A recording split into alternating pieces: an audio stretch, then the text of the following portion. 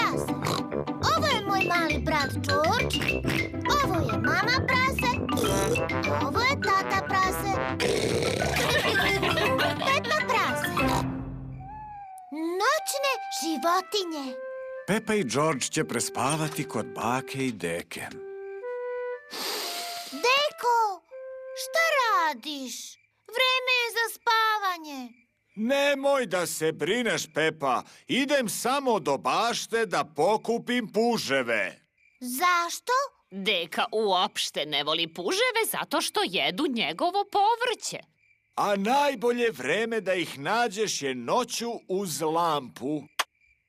Hoćemo George i ja sa tobom. Molim te. U redu. Samo ovaj put. Obucite se i obujte čizme. Peppa i George nose kaput i čizme preko pidžama. Ti nosi kofu, Peppa, a ja ću lampu. Nemojte dugo da ostanete, deko prase. U redu, bako prase. Stavit ćemo sve puževe koje nađemo u kofu. A, jedan mali puž. Dva mala puža i golać. Ble. Golaći su bljak. Evo deka prasetovih pilića. Sara, Džemima, Vanessa, Neville.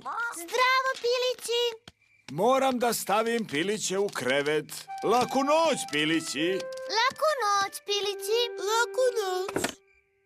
Zašto i puževi ne idu u krevet, deko prase?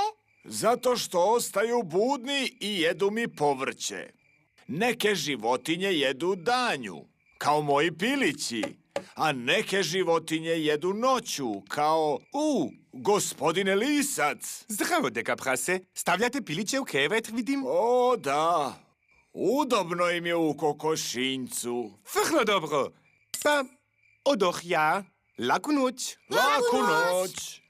E sad, kao što rekoh, neke životinje jedu noću, kao, zdravo. Deko, neka životinjica je u tvojoj kofi.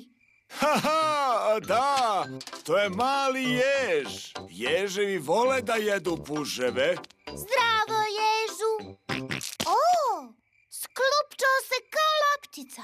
Da, Peppa, vrlo je stidljiv. Izađite, gospodine ježu, ne plašite se. Ja volim ježeve. Korisni su i pomažu da puževi ne prilaze mom dragom kupusu. Zdravo, ježiću. Zdravo.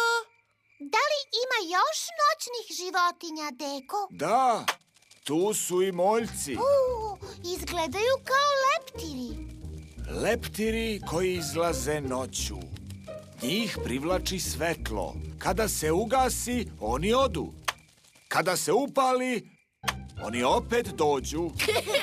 Mogu ja da probam? U redu. Zdravo, moljci. Zdravo, moljci. Zdravo, moljci.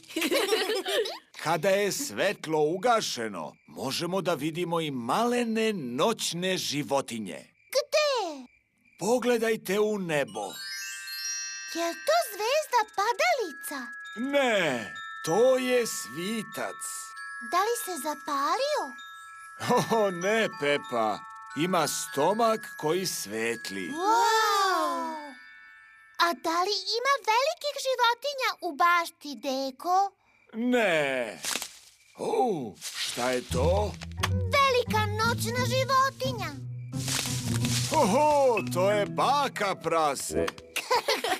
A, tu ste. Bako, upoznali smo se sa svim noćnim životinjama.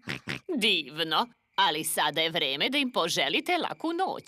Laku noć, životinjice.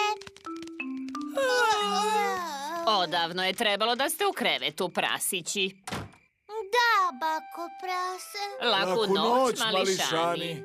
Laku noć, bako. Laku noć, deko. Laku noć. Peppa prase. Peppa prase.